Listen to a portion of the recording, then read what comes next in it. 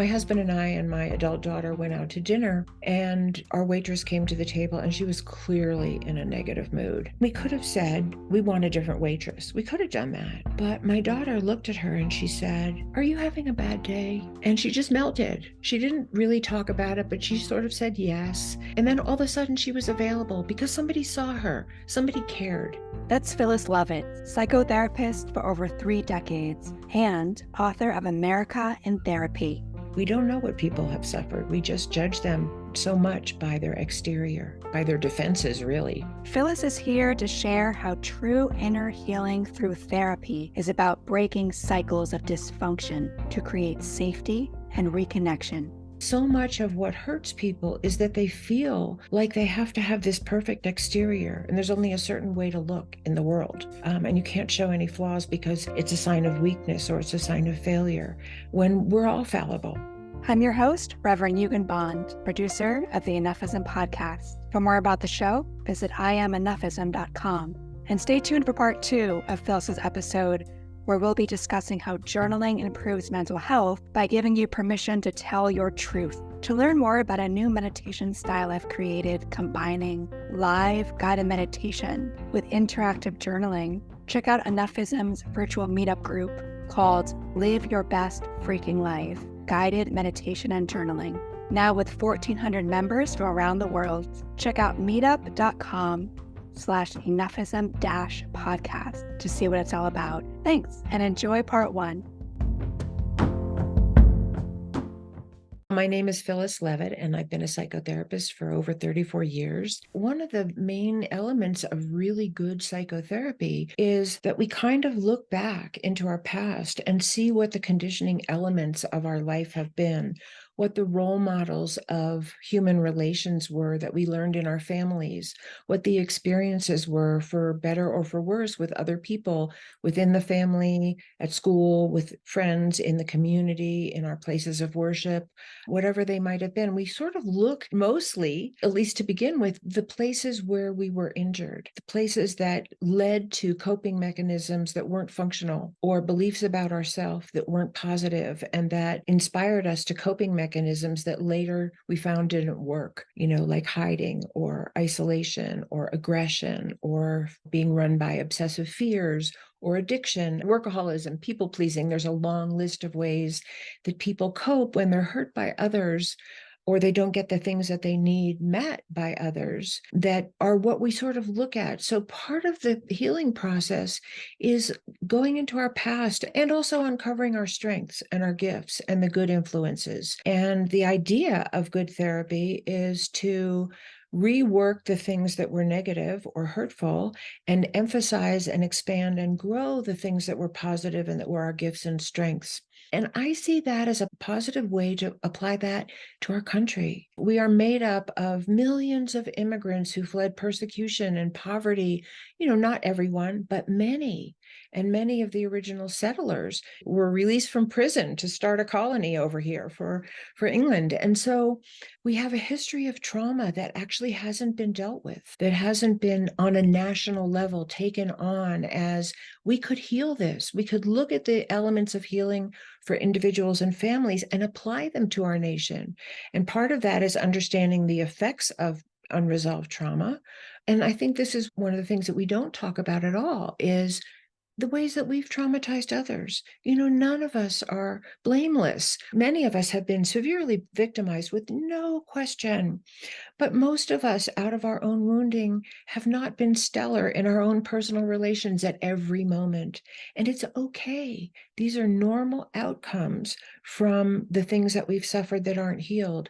And if we could make that acceptable, that we could look and take responsibility for ourselves, whether it's us, an individual or a community or a church or a school or a government, that we make it actually like applaudable, that we can say, we did that and it wasn't okay, and we're ready to take responsibility and make amends and do it differently. And we can all do that in our own lives. We don't have to be therapists. 2 things stood out to me among many ideas. So the first is, you talked about how injury sparks the aftermath. And then you also mentioned this is okay and this is normal. Talk about that. We have to understand that no one is born a murderer. No one is born a rapist. No one is born an embezzler or a child molester. We're not. Something happens to us that injures our sense of self and our sense of connection to other human beings, so that out of that wound, we do not feel the right limits and boundaries around our own power or the compassion for others that we wouldn't harm them. They're understandable responses to ill treatment or bad role models or some kind of trauma that happens to people. And so it sort of opens the playing field to have some kind of compassionate care for even the worst among us in terms of their perpetration. We don't know how to treat every level of dysfunction. We don't. And there are people that are just not safe to be in society. And that's okay. We can understand that. But there are many, many people in prison today who don't belong there and who are only acting out victims of their own abuse. And they deserve to be treated, and they deserve to be brought back into society with every means that we have to help heal them, restore them to their essential selves. And I think that's an obligation of society, just like we see that as therapists. When someone comes to us, I haven't worked with a criminal population myself, but I haven't probably worked with anybody who hasn't felt at some time that they hurt other people out of their own unconsciousness. What heals? Not shame and blame, not retribution. What heals is deep compassion and a commitment to find the person underneath whatever they did that was less than stellar. Yeah, how do we tap into that and find that person who's kind of hiding underneath, who deserves that compassion? The starting place is developing that in ourselves, because when you know that in yourself, that there's an essential person in you underneath, that was part of my own healing, was being able to go through the layers of pain that were in my life and the layers of the defenses that I had that were not helpful to me, and find that, I would say, essential self that I think we all have. And when you've contacted that, you know it's possible. And then when you look at another person that it's in there too. And we can speak to that, whether it's actually in our words or in our vibration or the way we look at them or our tone of voice or how we respond to what they say. And I think we all know, whether we verbalize this or not, when that's coming toward us and when it's not. We know when someone is just looking at us with judgment or indifference or shame or, whatever it is that's not like, I see you. I really see that there's someone inside of you worthwhile. That's one way. And then definitely techniques that we use in therapy that really help people access their inner child, the part that was there before anything happened to them. We're not all going to go out into the world and be therapists, but we can all ask deeper questions. I've told the story a couple of times, and it was just such a simple thing. And so, so out of the range for some of us most of the time. So my husband and I and my adult daughter went out to dinner, and our waitress came to the table, and she was clearly in a negative mood. And she was very short and very unfriendly. And, and we could have said, we want a different waitress. We could have done that. But my daughter looked at her and she said, "Are you having a bad day?" And she just melted. She didn't really talk about it, but she sort of said yes. And then all of a sudden she was available because somebody saw her, somebody cared. Sometimes it's just that little of a thing that we can give one another, that I see you. I see you're not your bad mood. I see you, I hear you. Yeah. It looks like you're not doing okay, and I understand, and let me help you out. Yeah. It's another beautiful story that I read of a woman who had decided to travel across the country and just interview random people and get their stories. She just wanted to make a collection of random, unknown Americans. And she was terrified to do it. So she went into a cafe or a diner or something, and she had told herself, the first person that makes eye contact with me, I'm going to go over, tell them what I'm doing, and ask them if they'd tell me their story. So this man in the back of the diner had looked up at her, and she walked over and she sat down, and she told him what she was doing, and she asked him to tell his story, and he did. And at the end, he said to her, "No one in my whole life has ever asked me." And what a gift. What a gift. We don't know what people have suffered. We just judge them so much by their exterior, by their defenses, really. Everybody has something that they need to share, and Yeah. it might be so different than the story you think you have about them by observing them. And it usually is. And again, there's lots of psychotherapeutic techniques that help get to what's underneath. But part of it is just espousing that we can own our stuff. I can tell my story. I don't have to be ashamed to say, I didn't have the best childhood. I made mistakes as a mother, that I wish I could go back and correct. I said something yesterday to my husband in a short tone of voice that I'm not proud of, that we can make it okay to be fallible, because so much of what hurts people is that they feel like they have to have this perfect exterior, and there's only a certain way to look in the world. And you can't show any flaws because it's a sign of weakness or it's a sign of failure, when we're all fallible. And that's our human condition. And it's to embrace, give permission to each other to just be human. It sounds like what you're saying is to be soft with yourself, be kind to yourself, be Yeah. joyous, be light, Yeah. and don't be so wrapped up in your own little stormy vortex. Like, what is that character from Charlie Brown? Is it Linex, who's always walking around with the rain above his head? Right. Like, Yeah. let's let some light in. It's okay. And of Yeah. course, it depends where you are and what you're going through, but it's okay. And we're all going through this together. We all have our stuff. We all do. I really try to imagine what our country could transform into if we could bring some of this to the highest level of political discourse. Because when we're wrapped up in our own identity and our own needs and our own defenses, and a lot of it is defenses against being overpowered or looking bad or feeling stupid or not being attractive or whatever it is, we tend to hold on really tightly to our own point of view and not let in another person's point of view, because it feels like an assault on our identity or our safety or whatever. And I try to imagine if we could bring some of these principles to the opposition and the divisiveness in our country and really institute that as a way that we be as a governing body, and role model that for all of our country and all of our young people, that people who have really different opinions, believe they have really different needs, which I'm not sure we all really do in the end, could actually sit down with that kind of softness and openness that you're talking about and listen to one another. Because one of the things that I've found in my own life, and certainly as a therapist, working with so many different populations, couples and families and children and individual adults, is that we all really want to be heard. We all really want to be respected.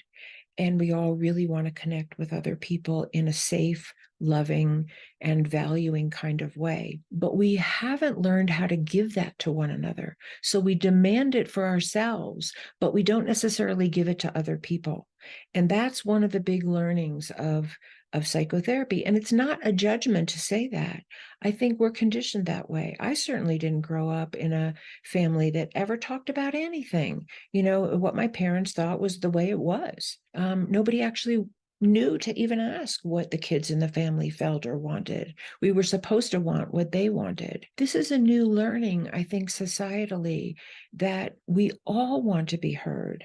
And we actually need to learn the skills of that kind of deep, compassionate listening, because out of that, and this is what we see in therapy that's successful. And I want to say, no one is perfect. Nobody does it perfectly. We don't. We're human. But out of the therapy that's successful, people do really feel heard. And out of that, it's much easier to come back together and reconnect. And sometimes the whole fight about whatever it was about just disappears, because it wasn't about that. It was about not feeling loved and heard and respected. Do you believe that that's where a lot of people's mental health issues and emotional issues stem from? Is I want to feel heard. I want to feel heard. I would say it this way. I want to feel heard. I want to feel loved, and I want to feel valued.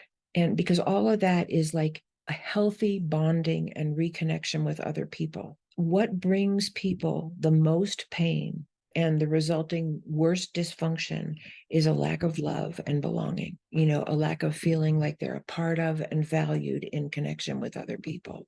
A key question I have for you is if you don't have access, or you feel like you don't have access to a therapist or someone to talk to, what do you do? If your circle is small, you feel isolated, how do you foster that sense of community? Yeah. I mean, I don't think there's an easy answer. I think we are a very uncommunity oriented society in general. Some people are very fortunate to have community or to have the wherewithal to create community, but many people are very, very isolated, even if they don't look that way on the outside. But I want to say a couple of things. One of the things that I did when I was young, and it was before I ever, knew about therapy or going to a therapist or anything, was I read books. And I read book after book after book, mostly autobiographies and biographies of people who had overcome great odds. And it inspired me and it spoke to me and it made me feel like there was hope. It's reading books, it's listening to uplifting podcasts, hearing so many podcasters today want to know people's stories, how they got from where they were to where they are now, what were the things that helped. Certainly, there is a need for human connection of another kind.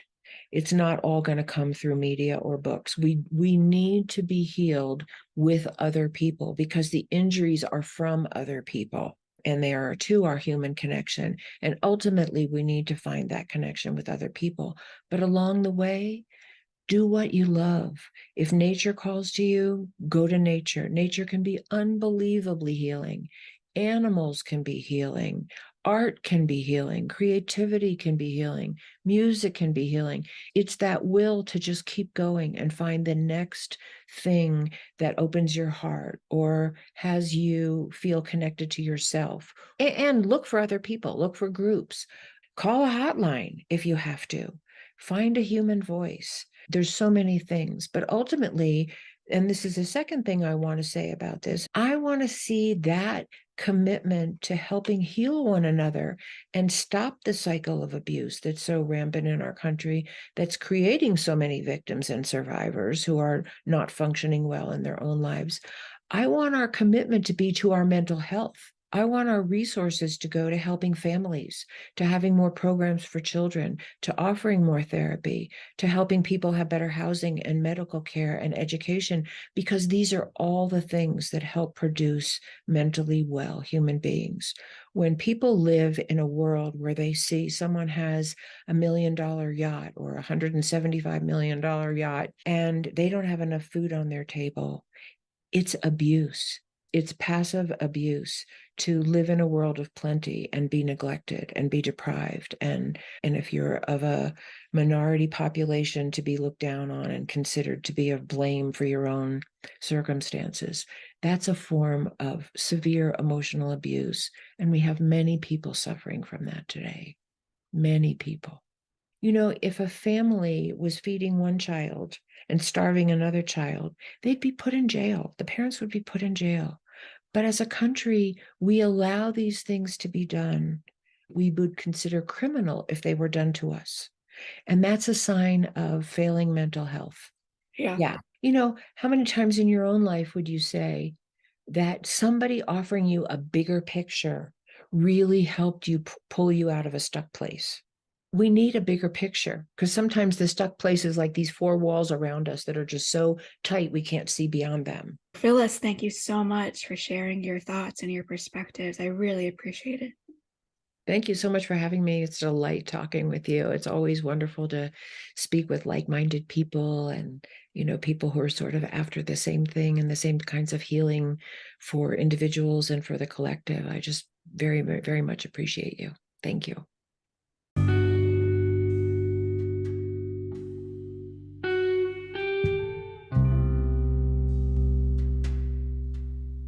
Congratulations, you've reached the end of the Enoughism podcast. Show some love if you'd like by subscribing and leaving a review. If you wish to support the show, you can download the Enoughism ebook, now available on Amazon, by visiting IamEnoughism.com. Make a Venmo donation if you'd like at Enoughism. Questions or comments? Want to be a guest on the show? Drop me a note at enoughismpodcast@gmail.com. I'm Reverend Eugen Bond. Remember, we are all enough just the way we are. See you next time.